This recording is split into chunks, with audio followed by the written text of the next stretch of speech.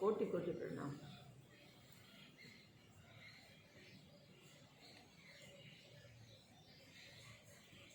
जो भी है वो ही है। तो हम तुम सब वही हैं, दूसरा तो कुछ हुआ ही नहीं। फिर हम क्यों अपने उस स्वरूप को नहीं जानते? वो क्वेश्चन कभी होता है ना?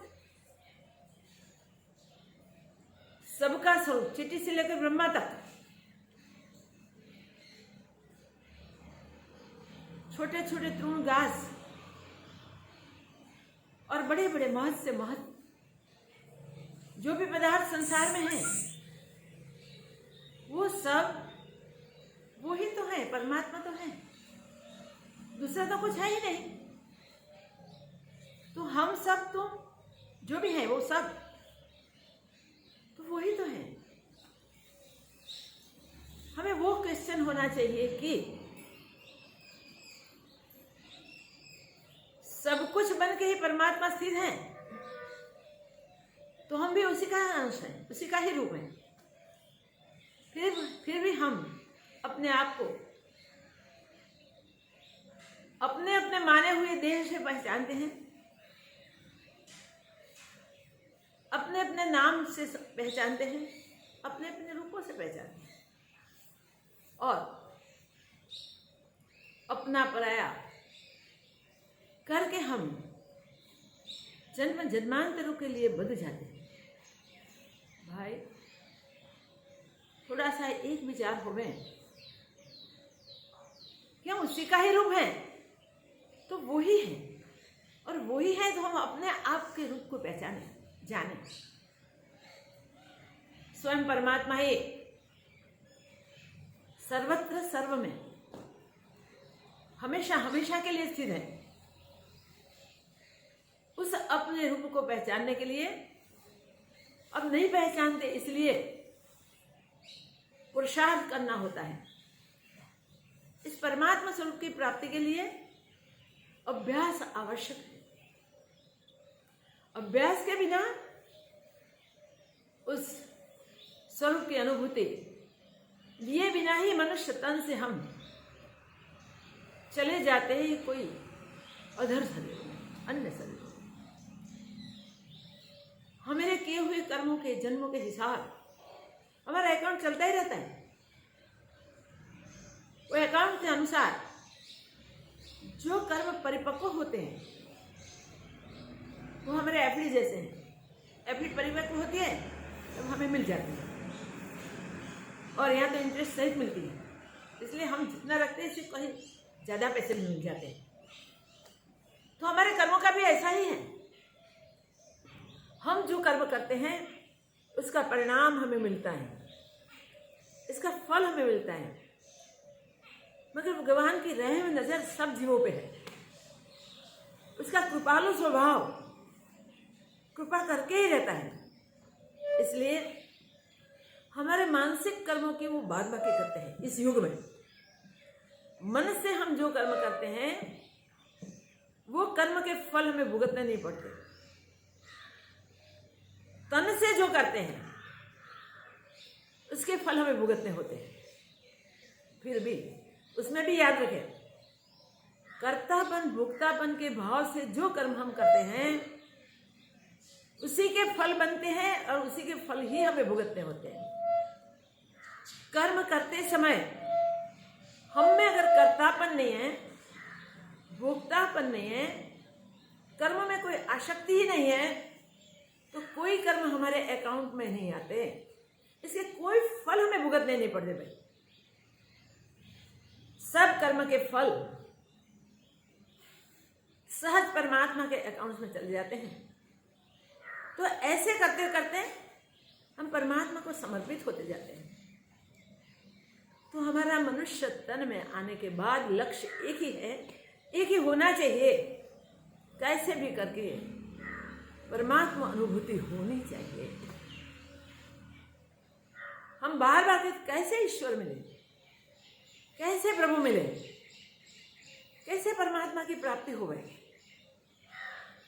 सोचते हैं। इसके लिए कई उपाय शास्त्रों ने बताए हैं। परमात्मा प्राप्ति के साधनों में शास्त्र अभ्यास, सत्संग और इसका विचार, ये 3 आवश्यक साधन हैं। शास्त्र हम पढ़ें, उसमें हमारा मार्गदर्शन मिले, संत संगति में बैठे तो इसी से हमें शास्त्र के सिद्धांतों को ही सुनने को मिलते हैं, इसी से भी हमारा मार्गदर्शन होता है। इस सत्संग पर, इस सिद्धांतों पर हम विचार करें, उस विचार से भी हमारा मार्गदर्शन होता है।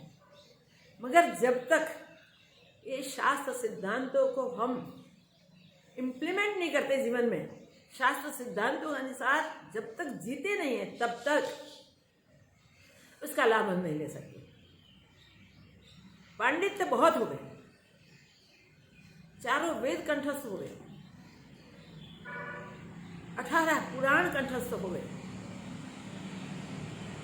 सब शास्त्र कंठस्थ हो गए, तो भी अगर जीवन व्यवहार में नहीं है तो हम खाली हाथ ही जाएंगे और जन्म जन्मांतरों में ही भटकेंगे। तो इसी जीवन में याद रखें, हमें ईश्वर प्राप्ति कर लेनी है। इसी जन्म में परमात्मा मिल जाना चाहिए। और परमात्मा प्राप्ति के कई उपाय हैं। साधु संत तपस्वी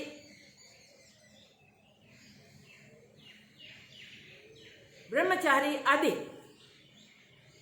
जिनके सिर पर कोई ऐसी जिम्मेदारी नहीं है, उसे ज्ञान में भी कड़ा अभ्यास करना होता है, योग में भी कड़ा अभ्यास करना होता है। साधन जो जितने भी ईश्वर प्राप्ति के हैं उन सब में कड़ा अभ्यास करना पड़ता है। पर जो गृहस्थी है, सब में से, चारों आश्रम में से जो औरों के लिए जीते हैं, जिसका अपना निजी स्वार्थ कोई नहीं, परहिताय जीते हैं, जो परहित में ही रत रहते हैं, सर्व में एकत्व करते हैं। वास्तव में जो सत्य है कि ब्रह्म ही सर्वरूप है, उसे दृढ़ करने के लिए अभ्यास करते हैं। उसको सरल से सरल उपाय से परमात्मा मिल जाते हैं। खास करके गृहस्थी को अति सरल उपाय जितने भी ईश्वर ने बताए हैं, वो गृहस्थी अपने व्यवहार करते करते कर सकते हैं और गृहस्थ आश्रम से ही परमात्मा प्राप्ति कर सकते हैं। इस दिशा में हम कुछ सत्संग से देख रहे हैं कि ईश्वर प्राप्ति के सरल उपाय क्या क्या है। आज भी हम वही देखें, वही कंटिन्यू करें, ज्ञान की बड़ी बड़ी बातें करें और जीवन में बिल्कुल ना आवे तो निरर्थक रह जाए। इसकी जगह ईश्वर प्राप्ति के जो सरल उपाय है, सरल प्रयोग हैं, जो जीवन में जीते जीते कर सकते हैं, वो करते जाएं और भगवान को, परमात्मा को प्राप्त करने में उसे कोई कष्ट न पड़े, आसानी से परमात्मा मिल जाए, वो उपाय सारे अपना जीवन व्यवहार है। इसमें एक साधन है सेवा। लास्ट हमने थोड़ी सेवा की बातें की थी, सहज वो बात भूल गई थी कृष्णाबिन का मोक्ष प्राप्ति की बातें के साथ। तो ये सेवा को हम और देखें, और प्रकार से देखें। सेवा का मीनिंग ही है कि किसी को दुखी देख के हम सुखी न रह सकें, इसके दुख को दूर करने के लिए हम तत्पर बने। तो शुरुआत कहां से करेंगे? ऐसे तो सारे समाज के द्वारा हमारी सेवा हो रही है और सारे समाज की सेवा करने के लिए हम इतने काबिल भी नहीं। तो अरस परस जहां जितने सेवा हमसे हो सके इतने हम निस्वार्थ भाव से करें। हम जो भी यूज करते हैं अपने जीवन में, वो सारी चीजें क्या हम पैदा कर सकते हैं? क्या हम बना सकते हैं? एक मकान का ही दृष्टांत लो, जिसकी हमें जीवन पर्यंत आवश्यकता है। वो मकान बनाना क्या हमसे हो सकता है? आप कहेंगे हाँ, पैसे होते हैं तो बना लेते हैं। तो पैसे खर्च करके मकान बना लिया, वह मकान बनाने में जिन का आपने उपयोग किया, उन सब उनके वो कार्य करने के लिए मना कर दे तो आप मकान बनाएंगे? पैसे हैं आपके पास, बन सकेगा? नहीं। वैसे वस्त्र, वैसे अन्य हमारे जीवन की जो जो जरूरियात हैं, उन सब के लिए भी विचार कीजिए कि क्या हम वो सब अपने हाथों से पैदा कर सकते हैं? आंसर नहीं होगा, नहीं, हम नहीं कर सकते। तुम औरों की सेवा तो लेते हैं, तभी हमारा जीवन चलता है, तभी हमारा गुजारा होता है। तो हमें भी कुछ करना चाहिए, हमारी भी कोई फर्ज होती है, हमारा कोई धर्म बनता है। समाज का ऋण चुकाने के लिए हमें कुछ करना होता है और ईश्वर प्राप्ति के लिए तो करना ही पड़े, चले ही नहीं। अगर आप जंगल में पेड़ के नीचे बैठ के भजन कर सकते हैं, वृक्षों की सेवा लेके उसके फल पर्ण खा सकते हैं, नदियों से, सरोवर से जल पी सकते हैं, वृक्ष की छाया के नीचे आश्रय ले सकते हैं, सूर्य की गर्मी से अपनी ठंड मिटा सकते हैं।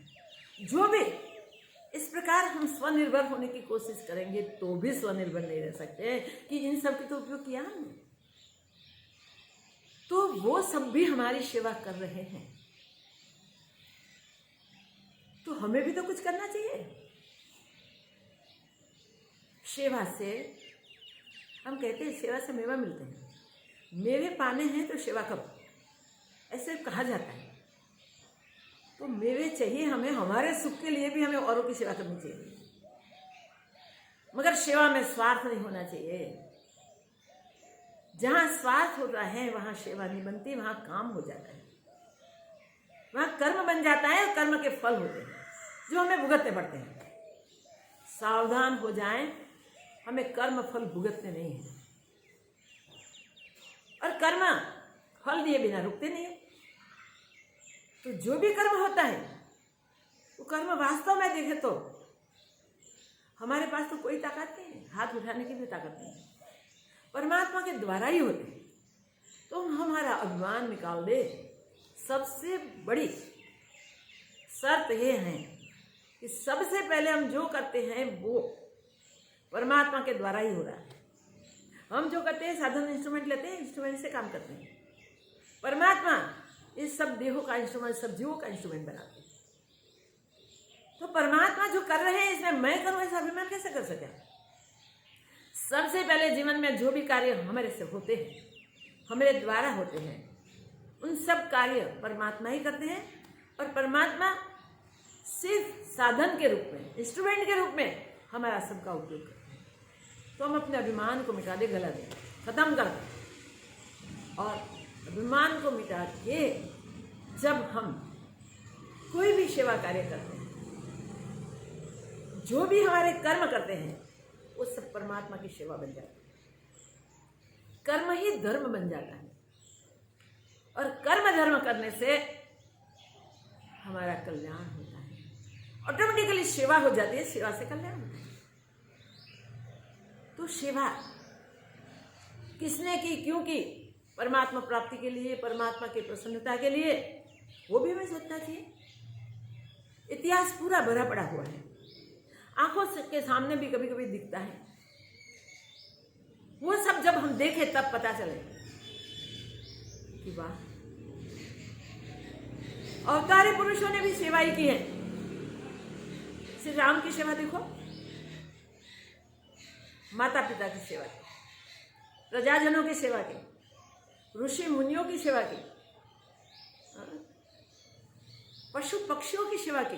राम का जीवन देखो, समस्त जीवन, और गिनने को जाए तो ये सत्संग पूरा हो जाए, इतना टाइम पूरा हो जाए तो भी गिनती ना हो सके, इतनी राम सेवा। स्वयं दशरथ जी कहते हैं कि वचन मैंने दिए थे, राम तुमने नहीं दिए थे।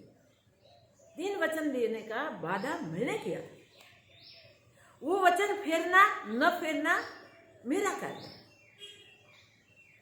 आपका वहां कोई कर्तव्य नहीं है, आप मना कर दो, मत जाओ वनवास, राम मत जाओ वनवास। देखो, फिर भी राम ने बोला पुत्र धर्म मेरा वो ही बनता है। पिता ने जो वचन दिए वो पिता से पूर्ण नहीं हुए तो पुत्र को पूर्ण करने चाहिए, और पिताजी मुझे आज्ञा दीजिए। भगवान ने स्वयं करके दिखाया, कृष्णावतार में देखिए, एक वचन दिया। जब कृष्ण और प्रजापति ने मांगा, पुत्र के रूप में प्रभु आप पधारिए, आप जैसा पुत्र दीजिए। देखो, आप जैसा पुत्र तो जगत में और कोई है ही नहीं, वो भी जानते थे, इसलिए पुत्र रूप में पधारिए। वो गर्भित बात उन्होंने आप जैसा पुत्र दीजिए ऐसा कहते। तो भगवान विवश होके वचन से बद्ध हो गए और आगे सृष्टि में वहां से शुरू करो। कृष्ण के पूरे जीवन में कितने सेवा कार्य किए, कहीं चैन से बैठे? कभी कृष्ण भगवान आराम से अपने गृह में अपने अंगत जीवन व्यवहार में लगे हुए ऐसा कहीं दिखता है? श्री राम का भी देखो, अवतारी पुरुष भी अपना पूरा जीवन सेवा में व्यतीत करते हैं। हनुमान जी, स्वयं भगवान शिव, रुद्र, प्रभु की प्रसन्नता प्राप्त करने के लिए, राम कृपा प्राप्त करने के लिए हनुमान बन गए, जो शिव। और क्या शिवा की हनुमान जी, एक ही लक्ष्य, मेरे प्रभु कैसे आनंद में रह रहे हैं, कैसे प्रसन्न रह रहे हैं। अरे जामवान जी कौन थे पता है? स्वयं ब्रह्मा जी जामवान थे। जामवान बन के ब्रह्मा जी आए भगवान अपने प्रभु, अपने परमात्मा को सदैव प्रसन्न देखने के लिए, सदैव प्रभु के कार्य में शामिल होने के लिए।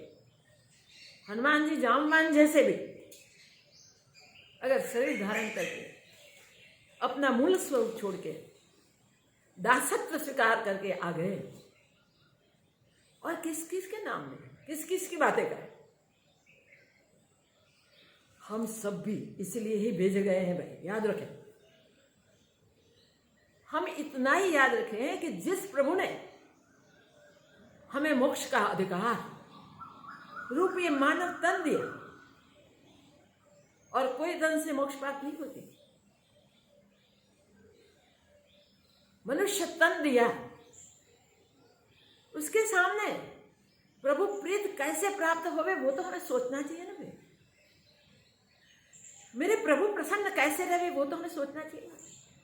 जहां निजी स्वार्थ छूटता है वहां प्रभु की प्रसन्नता मिलती है। तो निजी स्वार्थ छूटे में सेवा करें। सेवा के बिना मोक्ष संभवित नहीं है, याद रखो। अरे छोटे छोटे पशुओं ने, पक्षियों ने भी परमात्मा की सेवा की। जटायु ने क्या किया देखो, प्राण न्यौछावर करके भी परमात्मा की सेवा की है, परमात्मा की प्रसन्नता प्राप्त की है। ऐसे कई दृष्टांत। गरुड़ जी पक्षी भगवान के लिए सदैव आतुर, सदैव तत्पर। अरे भरत भाई देखो तो सही, मां ने मांग के राज्य ले लिया, इसके लिए भरत के लिए उसको तूण के बराबर समझ के ठुकरा दिया। मेरे प्रभु के प्यार के सिवा मुझे कुछ नहीं। और भगवान वापिस न आए तब तक सेवक बन के उसने राम राज्य को संभाला। सेवा कैसा धर्म है, मगर भरत के जीवन को देखे तो स्पष्ट होता है सबसे सेवक धर्म कठोर। कठोर से कठोर अगर कोई धर्म है तो सेवक का है। ऐसे सेवक बन जाए तो प्रभु प्राप्ति के लिए और क्या करना पड़े भाई? कुछ भी नहीं। इसलिए सबसे श्रेष्ठ सेवा धर्म। क्या सेवा करें, कहाँ करें, किस प्रकार करें, सबका प्रश्न होता है। किसकी सेवा करें हमको तो पता ही नहीं चलता। ये वैसे हैं, वो वैसे हैं, वो वैसे हैं। कोई रोगी है तो उसके कर्म भुगतते हैं, हम ऐसी बातें करते हैं। कोई निर्धन है तो हम कहते हैं कि वो तो उसके भाग्य में नहीं, ऐसे उसको नहीं मिला। अपने भाग्य की सराहना करते हैं और दूसरे के भाग्य की टीका करते हैं। कितनी मूर्खता है हमें। उसको मनुष्य जन्म मिला है, हमें भी मनुष्य जन्म मिला है। हमें मोक्ष का अधिकार है तो उसे भी मोक्ष का अधिकार है। तो भगवान ने तो इक्वल दृष्टि से सबको देखे। जो देने योग्य भगवान के पास है अपना स्वरूप, वो भगवान को कभी अदेय नहीं रहा। भगवान ने कभी किसी को नहीं दिया, ऐसा नहीं हुआ। जो पुरुषार्थ करता है, जो अपने सच्चे धर्म को बजाता है, उसको अवश्य मिलता है। तो सेवा किसको कहते हैं? बराबर याद रखें, अपने अहंकार को गला दें। सब कार्य जो अपने हिस्से में जब जो मिले वो प्रभु कार्य हैं, ऐसा समझ के प्रभु की सेवा के लिए ही करते जाए। हम कोई मनुष्य की सेवा करते हैं, कोई पशु की सेवा करते हैं, कोई पक्षी की सेवा।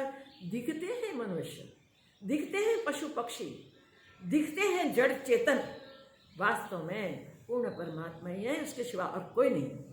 जब हमारी दृष्टि बदल जाए, सब में हमको एक परमात्मा दिखे, तब हम जो भी कार्य करेंगे वो सेवा ही हो जाएगी। क्योंकि इसमें निजी स्वार्थ नहीं है, उसमें कभी भी हमसे गलती नहीं होगी, क्योंकि हम उसमें भगवान देखते हैं, उसमें परमात्मा देखते हैं। तो हमसे कोई भी कार्य करते समय कोई गलती हमसे नहीं होगी, न अहंकार उठेगा, न गलती से भी हम में कोई भी कार्य के प्रति तिरस्कार होगा। सर्व कार्य प्रभु की पूजा है। मंदिर में सेवा करो, चाहे बाथरूम की सफाई करो, दोनों तुल्य है। ऐसा दृढ़ निश्चय हमारे हृदय में होगा, तब सच्ची प्रभु सेवा होगी। आत्मिक सेवा, आत्मभाव से सेवा, सब में बैठे हुए परमात्मा को देख के सेवा। हमारे कोई भी कार्य सेवा बन जाए, इस दृष्टि से ही होना चाहिए, तो सब आत्मिक सेवा हो जाती है। याद रखें, सेवा से बढ़कर कोई साधन नहीं है, जो साधन परमात्मा प्राप्ति के लिए सर्वोत्तम हुए, उत्तम हुए। सेवा सर्वोत्तम साधन है। आज का तो समय ऐसा है कि जब तक स्वाद होता है तब तक परिवारजनों की भी सेवा। अरे भाई, घर से शुरू करो। माता पिता की सेवा जो नहीं करते हैं, उसको और कुछ भी करे, परमात्मा प्राप्ति नहीं होती। माता पिता, कुटुंबीजन, जरूरत पड़े तो आगे चलो, अपने नेबर के लिए आगे चलो। अनजान कोई भी है, उसको सेवा की जरूरत है, तब वो परमात्मा ऐसे करके सेवा करो। दरिद्र की सेवा करो, दर्दी की सेवा करो, जरूरतमंद की सेवा करो। अपने साधनों के लिमिटेशन समझ के, उसके अनुसार, अपनी क्षमता के अनुसार, अपनी योग्यता के अनुसार, मगर शरीर तो है ना हमारे पास, तो धन संपत्ति से सेवा करनी वो पैसे वाले का काम है। भगवान ने सब स्तर के मनुष्य बनाए हैं, तो सब स्तर में हम जहाँ भी आते हैं, वहाँ से हम जो सेवा कर सकें वो करने की हम कंपैरिजन नहीं करेंगे कि वो दान देते हैं तो हमें भी दान देना चाहिए, वो ये करते हैं तो हमें भी ये करना चाहिए, ये करते हैं तो हमें भी ये करना चाहिए। ऐसे जबरदस्ती से आपके क्षमता न होने के बाद भी आप करोगे इस प्रकार की सेवा, कोई सेवा नहीं बनेगी। इसमें किसी से खींच के आप दूसरों को देते हैं, तो ऐसी सेवा नहीं। आपके पास है तो जरूर हो सके इतनी ज्यादा सेवा धन संपत्ति से भी करो, मगर मन से किसी के दुख दूर करने के लिए परमात्मा को प्रार्थना करना, वो भी सेवा है। तन से हमसे हो सके इतनी सब सेवा कर छूटे, परमात्मा भाव से, आत्म भाव से, ये प्रभु ही है ऐसा समझकर उसकी सेवा करें, तो वो सेवा सर्वोत्तम होती है, श्रेष्ठ होती है। तन से कोई भी मनुष्य कर सकता है, मगर कोई अशक्त है, वृद्धावस्था है, शरीर में बल नहीं है, तो शारीरिक सेवा नहीं कर सकेंगे। और इस वृद्धावस्था में अपने पास कुछ रखा नहीं, तब आर्थिक सेवा भी नहीं कर सकेंगे, उसे मानसिक सेवा अवश्य करनी चाहिए। सारे विश्व के कल्याण के लिए, सारे विश्व के शांति के लिए परमात्मा को अविरत प्रार्थना करना, वो भी श्रेष्ठ सेवा है। तो सेवा किस प्रकार की करे, क्या करे? एक ही बात है, अपने शरीर की अवस्था को समझे, अपनी फाइनेंशियल पोजीशन को समझे, अपनी इर्द गिर्द परिस्थिति को समझे, और वो सब साधनों के योग्यता के अनुसार, उसकी मर्यादा के अनुसार हमसे हो सके इतनी ज़्यादा से ज़्यादा सेवा करें, वो सच्ची सेवा है। तो सेवा परमात्मा प्राप्ति का उत्तम साधन है। माता पिता की सेवा कर रहे भी घर में, शुरुआत वहाँ से करो। माता पिता को परमात्मा स्वरूप समझ के ही उनकी सेवा करो। जो माता पिता को दुखी करके बाहर समाज में प्रतिष्ठा पाने के लिए सेवा करने को जाते हैं, करोड़ों रुपया दे देते हैं, वो सेवा नहीं होती, वो सेवा गिनी ही नहीं जाती, लिखी नहीं जाती, मानी ही नहीं जाती। जो माता पिता की सेवा नहीं करते हैं उसके भाग्य में मोक्ष कभी नहीं होता। और सहज सहज मोक्ष माता पिता की सेवा से मिलता है। याद रखिए। हम लास्ट देखते थे बाबू जी और कृष्णा बहन का एक दृष्टांत। प्रत्यक्ष जन दूर का दृष्टांत कहाँ देखे, प्रत्यक्ष दृष्टांत आज पूरा करें, पूरा देखें। तो वो धन से ईश्वर ने निमित्त बनाए थे, वो निमित्त समझते थे और सत्य को ही अपना धर्म समझते थे, सत्य ही परमात्मा के स्वरूप समझते थे और सत्य के द्वारा ही परमात्मा की पूजा करते थे। वो सिंपल से सिंपल जीते थे और श्रेष्ठ से श्रेष्ठ धर्म बजाते थे सेवा का, संपत्ति से। मगर उन्होंने सिर्फ संपत्ति से सेवा नहीं की थी, फिजिकली भी बहुत सेवा करते थे, डाउन टू अर्थ थे। उनके पिताजी को पैरालिसिस का अटैक हुआ। उनके 3 छोटे छोटे बच्चे थे। कृष्णा बेन ने बाबू जी को कहा, सबसे प्रथम परमात्मा की पूजा माता पिता की सेवा, और माता पिता की सेवा करने के लिए उनको आपके नौकर चाकर की आवश्यकता नहीं है, वो आपसे ज़्यादा धनाढ्य हैं, उनके पास सब कुछ है। मगर आपको पुत्र या पुत्र वधू देने का सामर्थ्य होता है तो आपको स्वयं जाके सेवा करनी चाहिए। नौकर चाकरों से माता पिता की सेवा नहीं करवानी चाहिए। आज ये ट्रेंड हुआ है कि माँ बाप बीमार होते हैं, संपत्ति से संपन्न है तो एक नर्स रख देंगे, रानी के सेवा करने वाले 2 नौकर रख देंगे, खिलाने वाला भी ऐसा ही बाहर से आ जाता है और जो चाहिए वो सब सुविधा कर दी जाती है और समझते हैं माता पिता की सेवा करते हैं। नहीं भी, उस सेवा के रूप में आपने 0 भी नहीं की, वो सेवा नहीं है। प्रत्यक्ष सेवा हमें करनी चाहिए जिनकी उनको उस टाइम जरूरत है, कि प्रत्यक्ष सेवा का बहुत मूल्य है। उन्होंने वो किया। बाबूजी ने बोला कि इतना बड़ा कारोबार है, इतने सारे परिवार जो अपने वहाँ काम कर रहे हैं वो इस कारोबार से ही निभते हैं, उसको तो संभालना पड़ेगा, हम क्या करें। तो बोले ठीक है, वो आप कारोबार संभालो, पहले एक बार पिताजी के पास चलो, हम जाते हैं, कुछ दिन पिताजी के साथ रहो, फिर मैं वहाँ हमेशा रहूँगी जब तक पिताजी जिंदा होंगे, तब आप आ जाना, कारोबार संभालना, दोनों कार्य हो जाएंगे। इतनी बड़ी बात देखो। इसके बाद उनके पिताजी 15 साल दिए, 15 साल छोटे छोटे 3 बच्चों को हॉस्टल में रख दिए मसूरी। वो मसूरी हॉस्टल में पढ़ते थे बच्चे। कृष्णा बेन माता पिता की सेवा में लगे थे। बाबूजी जब चांस मिले तब पहुंच जाते थे और यहाँ का कारोबार भी संभालते थे, पिताजी का भी कारोबार जाके संभाल लिया, सब संभाल लिया।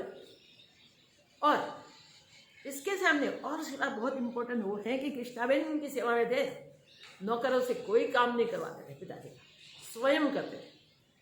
ससुर की सारी सेवा अपने हाथों से करते थे, क्योंकि सासू भी वृद्ध थे, तो वृद्ध माता जी कुछ नहीं कर सकती, स्वयं करते थे।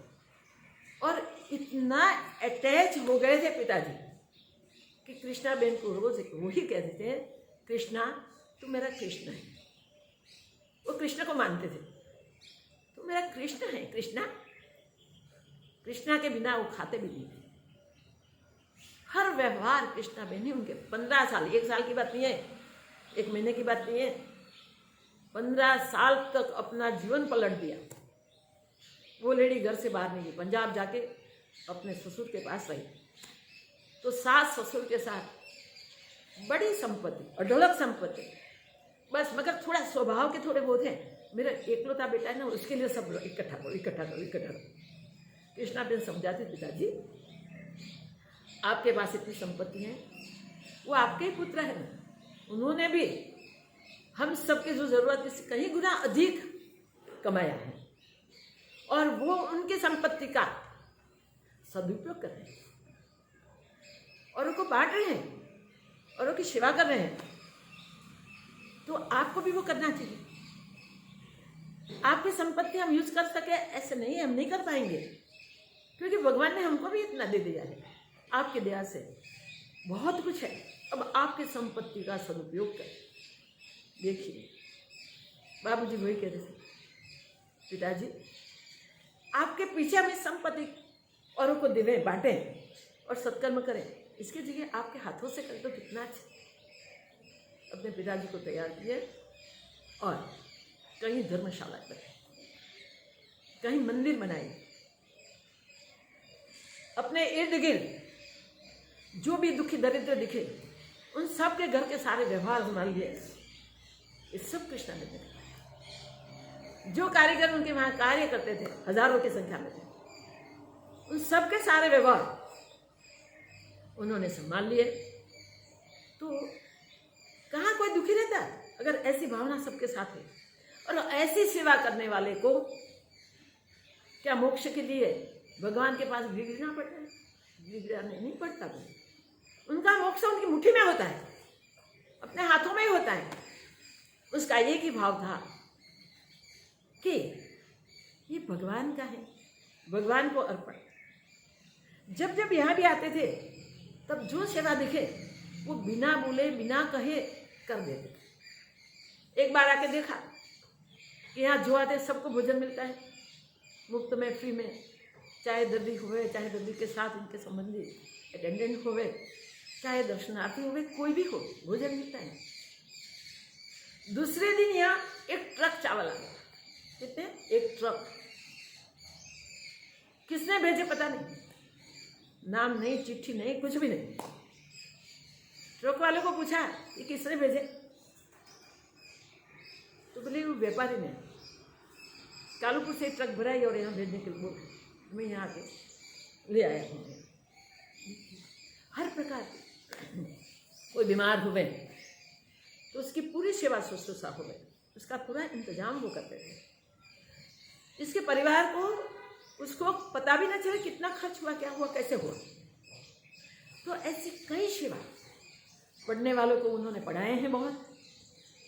जो कारीगर जिसको पढ़ना भी नहीं आता और कुछ नहीं आता था, उनको अपने साथ रख के उसको कारीगर बनाए, अच्छे बनाए और काम में लगा दिए। कई लोगों के जीवन बना दिए। तो ये सेवा, इतनी सेवा हुई कि बाबूजी गए उत्तरायण के दिन, देखिए ओपन सड़सड़ाहट, चले जाओ परमात्मा में मिल जाओ। और कृष्णा बहन गए, देखो भाई बिछड़े, तब भी मोक्ष का द्वार खुला। तो अपने जीवन व्यवहार से ही हम परमात्मा प्राप्ति कर सकते हैं, जब जीवन व्यवहार सेवा बन जाए। ये प्रत्यक्ष दृष्टांत अपने ट्रस्टी का है। कितने आग्रह से हमने ट्रस्टी के रूप में रखे, क्योंकि हर समय कोई ना कोई सेवा, कोई ना कोई सेवा, कोई ना कोई सेवा करते ही थे, और बिना कहे। कभी हमने किसी को नहीं किया कि ये करो, ये करो, ये करो, ये करो, करना ही नहीं पड़ा, कहना ही नहीं पड़ा किसी को। तो ये ऐसे थे कि जब कुछ देखो, कहीं भी दिखाई दे सेवा। वो दुष्काल के टाइम में 6000 गाय आई थी। पहले दिन तो सिर्फ 7 से 8 से गाय आई थी, फिर बढ़ती गई 6000 गाय। ये सब ऐसे कोई कार्य आ पड़े जिसमें बड़े खर्च हो गए तो ट्रस्टियों को जानकारी पड़ती है। सब ट्रस्टियों को फोन किए गए, इस प्रकार है, और माँ ने इस सब गाय को सेवा करने का निश्चय किया है। तो दुष्काल में, जब तक दुष्काल है तब तक बारिश हो जाए, फिर तो सब अपने अपने वहाँ चले जाएंगे। आए हैं, उन सबको रखें, इतने हैं अभी, आगे जो आएंगे रखेंगे। तो ट्रस्टियों ने, सबने बोला हाँ ठीक है, मीटिंग बुला दो, आप हैंडल करते हैं। मीटिंग बुलाओ, 2-3 दिन तो लग जाए ना। बाबूजी को रात को लास्ट यश भाई ने बोला था, सब ट्रस्टियों को कहने के बाद। सुबह होते ही बाबूजी अर्ली मॉर्निंग यहाँ पहुंचे। क्या सुविधा है, क्या सुविधा नहीं है। तो अपने बाहर की जमीन में जो बोर है उसमें पानी कम आता था, अच्छा इतनी सारी गायें इतने पानी से कैसे पिएगी, कैसे रहेगी, क्या बंदोबस्त करेंगे। तो जो व्यवस्था थी वो बताई बाबू जी। गाँव में सब पशुओं के लिए पानी की व्यवस्था है, तो एक समय का पानी तो हमारे यहाँ से निकल जाएगा और एक समय गायों को पीने के लिए वहाँ भेज देंगे। बोले नहीं, ऐसा नहीं होना चाहिए, क्योंकि इतनी सारी गाय गांव में पानी के लिए पीने के लिए जाएं तो हो सके कि कब किसी को लग जाए, किसी को मार दे, तो पानी का इंतजाम यहीं होना चाहिए। इमीडिएट व्यवस्था, सुबह बोरिंग का काम शुरू हो गया, एक ही दिन में बोर तैयार हो गया, पानी चाहिए इतना, ढलक पानी निकल गया। फिर पानी किसमें देना, तो अपने एक और भक्त हैं, वो जिंदा है से नाम नहीं लूंगी, उनका बिजनेस था बाट टब बनाने का। उन्होंने बाट टब भेज दिए, सारे सब लगा दिए मैदान में, उसमें पानी भर दिया और दूसरी जगह पानी भरने के लिए उस अवेड़ा बनाने के लिए भी व्यवस्था हुई, शुरू हो गई, हफ्ते में वो भी तैयार हो गया। तो ये सेवा, ऐसी सेवा करने वाले कहाँ रुके, नहीं रुकते। और घास की पहली ट्रक बाबूजी की आई, और फिर कितना भेजा वो नहीं कह सकते। मुझे याद है तब तक 96 लाख का खर्च हुआ, जब तक गाय वापस गई तब तक। वो सब कैसे पूर्ण हुआ, आप सबकी भी सेवा इसमें थी, मैं ये दृष्टांत देती हूँ, इसमें ये भी याद था, आप सबकी सेवा भी इसमें थी, क्योंकि इतना ही बड़ी रकम सोचा ही नहीं था कि कितने चाहिए, कितनी जरूरत होगी। भगवान को बोल दिया कि ये सब आपका ही तो रूप है, आपको इंतजाम करना है, आप जान, इंतजाम हो गया, सब हो गया। ऐसे सेवा कार्य करने वाले के लिए मोक्ष उनकी मुट्ठी में होता है। तो सेवा के द्वारा परमात्मा प्राप्ति, सेवा के द्वारा अद्वैत ब्रह्म की अनुभूति, सगुण को चाहते तो सगुण की अनुभूति हो जाएगी, फिर अद्वैत की। निर्गुण को जानते हो निर्गुण की अनुभूति हो जाएगी। मगर सिर्फ शास्त्र पढ़ के बैठे रहे और कुछ न करें और अहंकार को बढ़ाते जाएं, तो इससे परमात्मा की प्राप्ति नहीं होती। अपने अहंकारों को मिटा दे, गिला दे, और सबकी सेवा, जो भी प्रकार की सेवा हमें दिखाई दे, वो सब प्रकार की सेवा परमात्मा प्राप्ति का साधन है। तो ये सब शास्त्रों का मार्गदर्शन है भाई, ये मेरे घर की बात नहीं है, ये सब शास्त्र कहते हैं। संत भी जो सेवाधारी हैं वो सब भी वही कहते हैं। तो हम याद रखें, समय थोड़ा ज़्यादा ले लिया है, सेवा ही सर्वोत्तम है।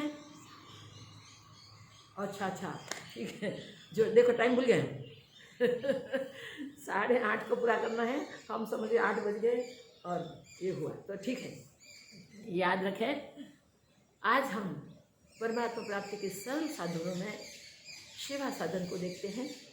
सेवा सर्वश्रेष्ठ साधन है, ये प्रत्यक्ष अभी के ये अनुभव है, और शास्त्रों में तो बहुत दृष्टांत है। सेवा करते करते स्वरूप में स्थित हो गए जो, वो बहुत सारे हैं। जिसने जीवन भर अपने अहंकार को मिटा दिया है, कभी भी मैं ये हूँ ऐसा नहीं बताया, ऐसे जो सेवक हैं वो सेवक सेवा करते करते ही परमात्मा से उसको प्राप्त हो जाते हैं, परमात्मा में मिल जाते हैं, जुड़ जाते हैं। देखिए सबरी, ये भी सोचना जैसी बात है,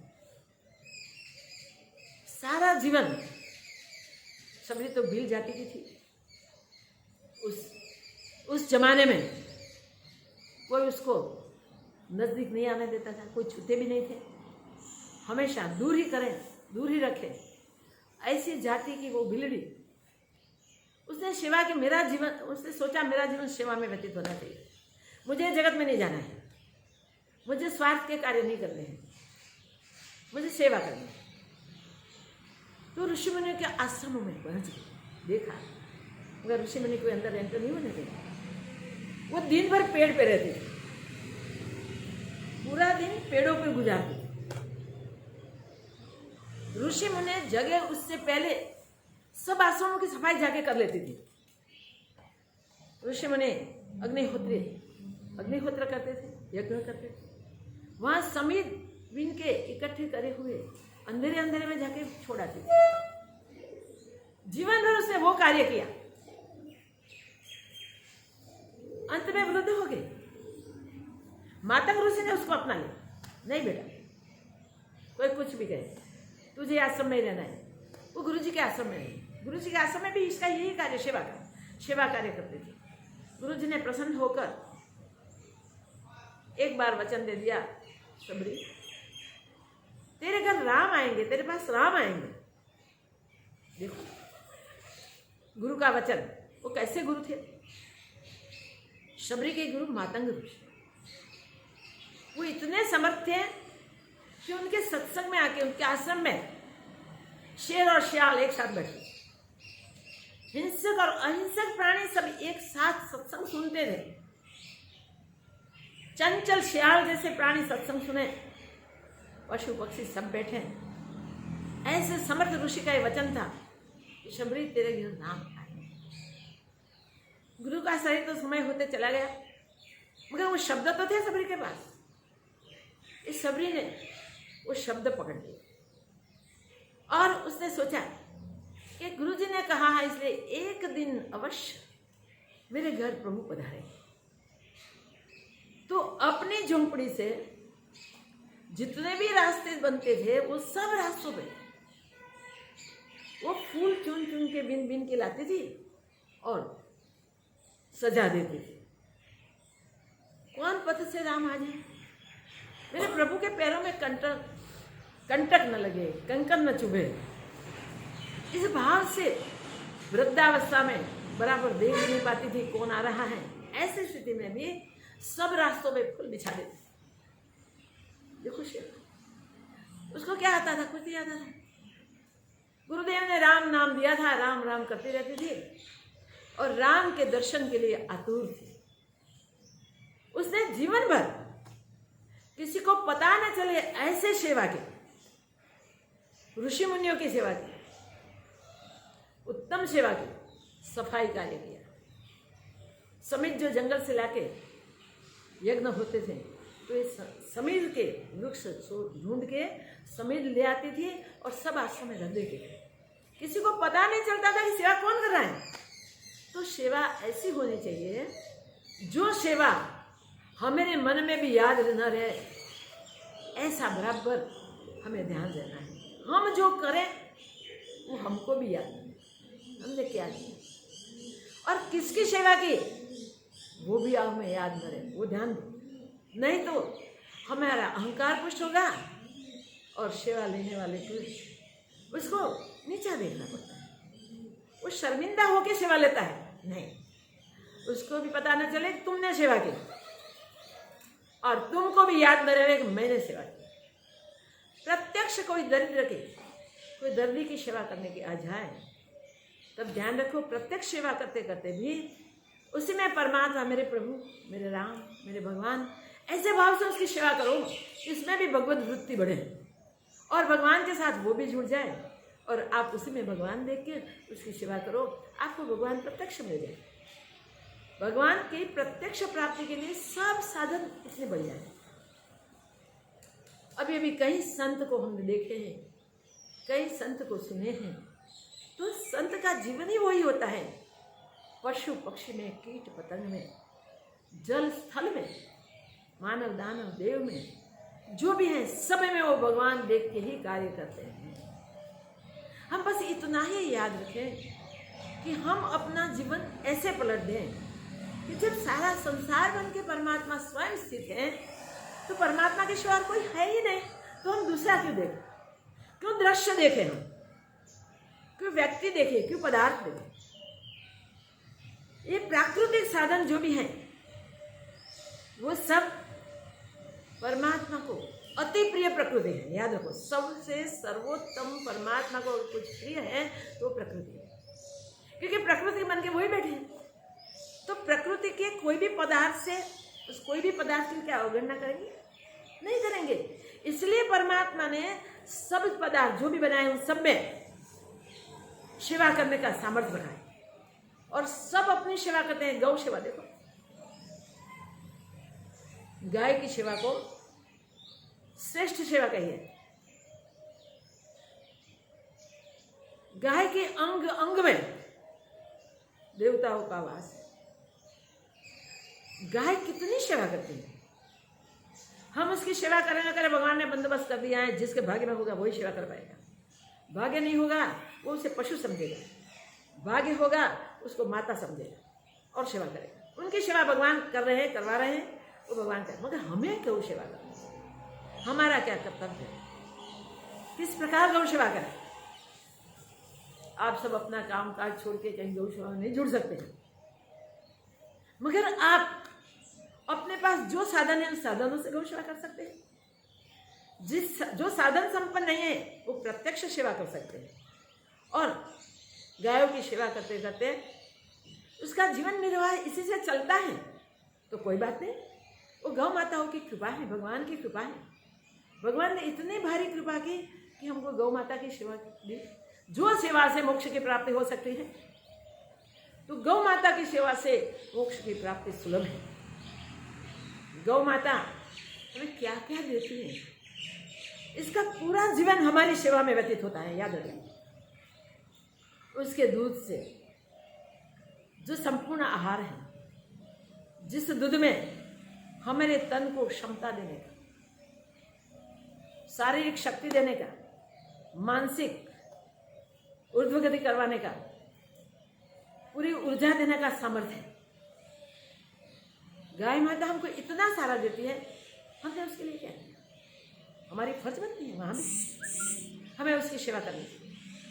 आप सबको पता ही होगा कि अपने वहाँ एक रिवाज है, एक प्रथा है कि कोई मनुष्य अंतिम समय पे दुखी होता है, उनके शरीर में कष्ट होता है, प्राण जाने में विकल होता है, दुखी हो रहा है, उसी टाइम पे उसके पास गैया को ले आते हैं।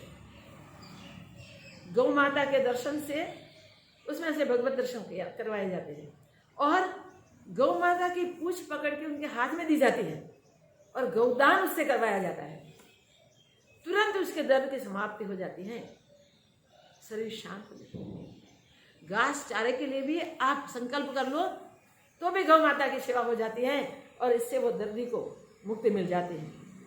किसी के लिए भी कुछ भी करने के लिए आप गौ सेवा का संकल्प कर लेते हैं तो इससे उसे लाभ होता है, चाहे जीवन में लाभ हुए, चाहे अंतिम गति में लाभ हुए। जो लाभ के लिए हम गौ सेवा करते हैं उस हिसाब से उसी से हमें गौ सेवा का पुण्य ये मिलता है। जहाँ अहंकार नहीं है वहाँ, जहाँ करने का अभिमान नहीं है वहाँ परमात्मा की प्राप्ति होती है। ऐसे जो भी परमात्मा के जितने भी स्वरूप हैं, कीट पतंग आदि जो भी हैं, उनकी भी योग्य रूप से सेवा की जाए वो परमात्मा प्राप्ति का मार्ग है। कभी कभी बिच्छू देखें, सर्प देखें तो उससे अपने प्राणों की रक्षा के लिए वो बेचारा आपको मारने वाला छाया नहीं था, सोचे बिना उसको मार देते, महापाप होता है। जीवन में ऐसे तो कहीं पापों के बोझ लेके हम आए हैं, वो पूरा उतारने का सामर्थ्य है, और इसी जीवन में और पाप कर देते हैं।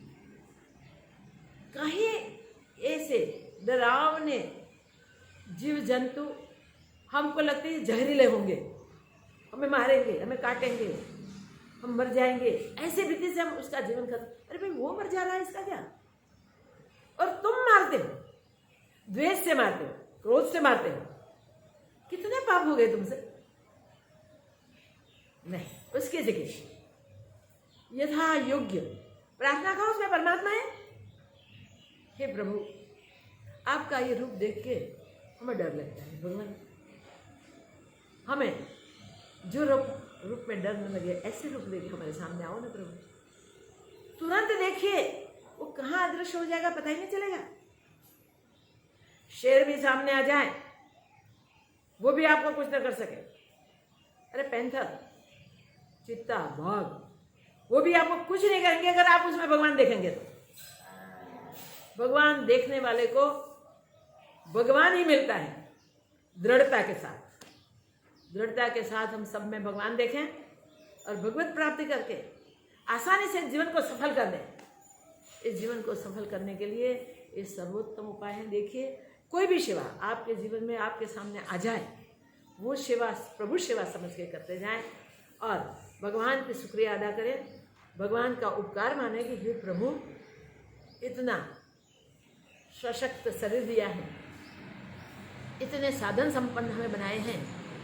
हे परमात्मा, सब रूपों में हम आपकी पूजा करेंगे, सब रूपों में आपकी सेवा करेंगे और हमारा अहंकार कभी न जल के कभी न उठे, इसके लिए हम पर प्रभु आप दया करेंगे। हम पुरुषार्थ अवश्य करेंगे मगर भूल न जाएं, इसलिए हम पर उपकार करेंगे। मानसिक कर्म सब परमात्मा को अर्पण करो, बौद्धिक कर्म सब परमात्मा को अर्पण करो, शरीर इंद्रियों से जो भी कार्य होवे वो सब परमात्मा को अर्पण करो। माता पिता की सेवा करो, बाल बच्चों की भगवान का स्वरूप समझ के भी सेवा करो, भाई भगिनी की भी सेवा करो, परिवारजनों की सेवा करो। परिवारजन जो भी आपको मिले हैं वो सब परमात्मा का ही रूप है, सब परमात्मा स्वरूप ही है, इसलिए इसमें परमात्मा देखो। फिर आगे जाके जहाँ जहाँ संसार में आपको प्रभु के दर्शन प्राप्त होवे, सब रूप में उस प्रभु को देखते जाओ, उसकी सेवा करते जाओ और सफल होते जाओ। फिर ग्रंथ पंथ किसी की आवश्यकता नहीं है, सेवा ही परमो धर्म है, परम धर्म है। सेवा करो और परमात्मा को प्राप्त कर लो। आसान से आसान एक तरीका है, कभी भी गलती से भी किसी का तिरस्कार नहीं करना है, गलती से भी किसी को अन्य नहीं देखना है, गलती से भी आपको आगे पीछे का कुछ सोचना है। हमारे सामने परमात्मा है, ऐसा सोच के सेवा करनी है। भाई वैसा था उसकी कौन सेवा करे, वैसा करता था उसकी कौन से, ऐसा भाव हमारे हृदय में कभी ना हो। वाह प्रभु, ऐसा रूप लेके आप आ गए हैं। भगवान हमें अविरत सेवा का चांस दीजिए, हमसे सेवा करवाइए प्रभु। ऐसे करके आप निम्न से निम्न स्तर पर बैठ के अपने पूर्ण हम भाव को मिटा के सेवा करते जाएंगे। क्या सेवा की बातें करें, जितनी बातें करें इतनी कम है। कितने दृष्टांत देवे, अपार दृष्टांत हैं, ढूंढ लेना शास्त्रों में भाई। और व्यवहार जिसका भी ऐसा है सेवा का, उससे जैसा व्यवहार हम करते जाएं और अपने जीवन को सफल करते जाएं। इसी जीवन में हमें मोक्ष प्राप्त करना है। याद रखो, मुक्ति की अनुभूति चालू जीवन में करनी है, जीवन मुक्ति की मौज लेनी है। इसलिए अब तक जो हुआ सो हुआ, अब हमें ये गलती नहीं करनी है, मैं कुछ हूँ वो गलती नहीं करनी है, ये सब मेरा है वो गलती भी नहीं करनी है। घर से सेवा की शुरुआत करो, घर में सब जो है उन सब में परमात्मा देखो। और कहीं भी गलती हुई है, कभी भी हमसे किसी का तिरस्कार हुआ है, किसी का मान अपमान हुआ है, सेवा करने योग्य जो हमारे लिए उनकी सेवा नहीं की है, तो क्षमा याचना करके अब से सेवा शुरू करो।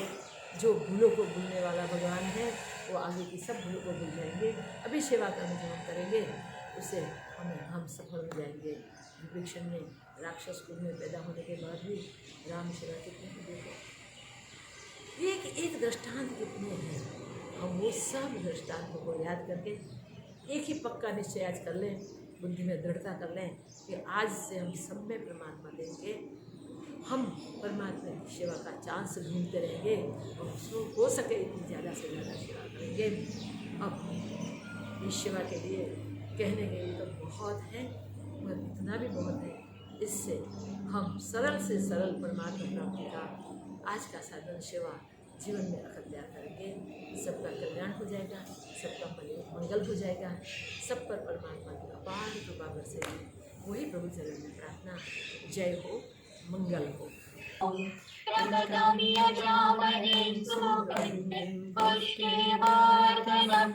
उर्वारुकमिव बन्धनान् मृत्युर्मोक्षयमामृतातोमो प्रमदं यजामहे सुगन्धिं पुष्टिवर्धनम्।